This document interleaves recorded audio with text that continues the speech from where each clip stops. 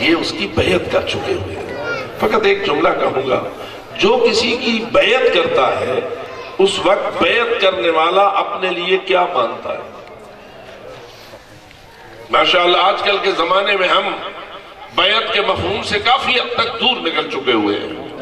آج کل بیعت ہو گئی ہے دم درود کے لیے، آج کل بیعت ہو گئی ہے کسی سے دعا منگوانے کے لیے، بیعت ہو گئی ہے کسی کا کوئی دھاگا پڑا ہوا اس کے گلے میں ڈالنے کے لیے، بیعت ہو گئی ہے چند ٹکے کسی دربار کے پیر کو دینے کے لیے۔ بابا اس حد تک بیعت نہیں ہے، بیعت تو یہ ہے کہ میں جس کی بیعت کروں گا میں اس سے عہد کروں گا، اگر تو کہے گا تو میں تیرے فرمان پر اپنا سر کاٹنا بھی پسند کروں گا، اور اگر تو کہے گا تو میں کسی اور کا سر کاٹنا بھی اپنے لیے واجب سمجھوں گا۔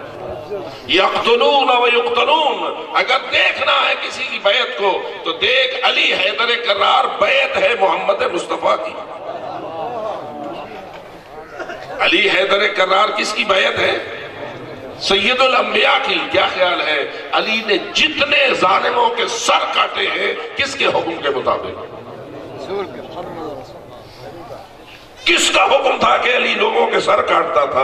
اور پھر کس کا حکم تھا کہ سر کٹوا کے کہہ رہا تھا بسم اللہ ہے وباللہ ہے وعلی ملت رسول اللہ ہے فزت ورب الکعبہ۔ کیا خیال ہے یہی بیعت ہے یا نہیں؟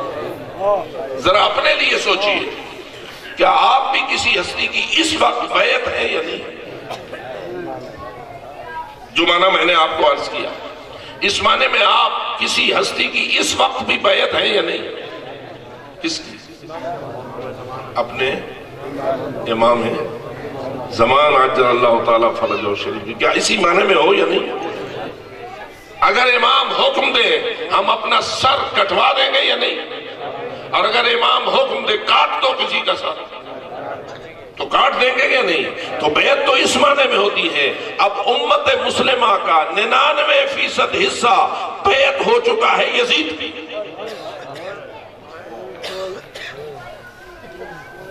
بہت دور نکل گئی ہے معاشرت بیعت کے مفہوم حق سے، اور سوچ کہ جو حقیقی بیعت تھے امام حسین کی، امام حسین کہتے تھے زندگی چاہیے تو چلے جاؤ، دل چاہتا ہے کہ زندہ رہیں تو یہ چراغ بجھا دیا ہے، اندھیرا کر دیا ہے، میں اپنے عہد کو پورا کرنے کے لیے کل سجدہ شہادت دینے والا ہوں۔ تم میں سے کوئی بھی اگر زندگی بچانا چاہتا ہے تو بے شک میری طرف سے اجازت ہے چلے جاؤ۔ یہ دیکھنا جس نے بیعت حسین کی ہوئی تھی اس کا نام عباس تھا، اس کا نام ابو الفضل تھا۔ سب سے پہلے اٹھ کھڑے ہوا زہرا ام البنین کا چاند، اور بارگاہ حسینیت میں عرض کرتا ہے مولا کیا میں اس لیے چلا جاؤں کہ میں زندہ رہوں آپ مارے، میں زندہ رہوں آپ شہید کر دیے جائیں؟ عزادارو بس پھر مجھے نہیں پتا امام حسین کا جگر کیسے زخمی ہوا ہوگا جب ایسے عباس کو اس حال میں دیکھا تھا جس حال میں دیکھنا ممکن نہ تھا۔ اس لیے کہا اب میری کمر ٹوٹ گئی، اب میرے سارے ہیلے ختم ہو گئے۔ آخری جملہ یہ کہتا ہوں، جیسے عباس امام حسین کی بیعت تھے ایسے زینب کبریٰ بھی امام حسین کی بیعت تھی، ایسے ہی ام کلثوم بھی امام حسین کی بیعت تھی، ایسے یہ ساری بیویاں بھی امام حسین کو امام مانتی تھیں، اور یہی وجہ ہے لٹ گئیں لیکن دین پہ وقت نہ آنے دیا، قیدی ہو گئیں لیکن دین کو قربان نہ ہونے دیا۔ یہی وجہ ہے کہ زینب کبریٰ نے یزید کے دربار میں یزید کے سامنے یہ جملے کہے، یا یزید کت قیدک وسع سعیک وناصب جہدک واللہ لا تمحو ذکرنا ولا تمیت وحینا۔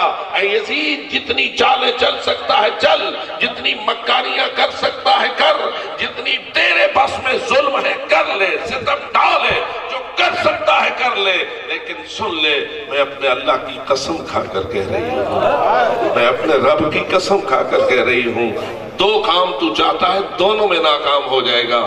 ایک ہم اہل بیت کا ذکر مٹانا چاہتا ہے، دوسرا میرے نانے کا دین مٹانا چاہتا ہے۔ یاد رکھ یہ دونوں زندہ رہیں گے، ذکر اہل بیت بھی زندہ رہے گا اور دین محمد بھی زندہ رہے گا۔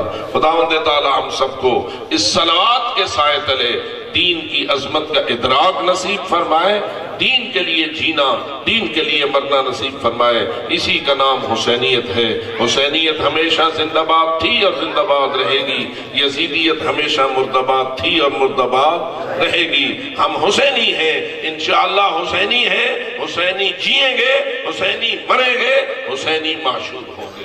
الا لعنت اللہ علی القوم الظالمین۔